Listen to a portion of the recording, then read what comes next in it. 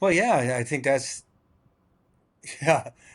To read a book, again, we've talked about where 56% of adults read at a sixth grade level. Those in poverty read at a fourth grade level. So how do we help them?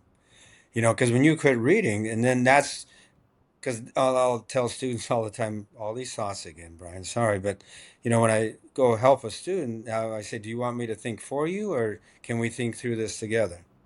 Because if you're asking me to think for you, I'm not going to do that.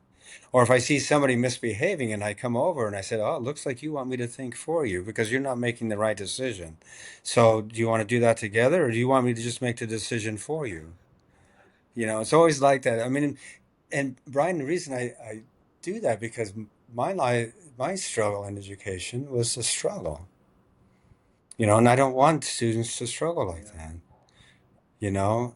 And then I did summer school, and they were doing the same thing over and over that we did for 9 months. Finally, I went to my principal, summer school principal, and I said, how far can we drive the nail into the board before we scar it?" Yeah. I said, we're doing the same thing for these kids in summer school that we did for their 9 months. It's not working.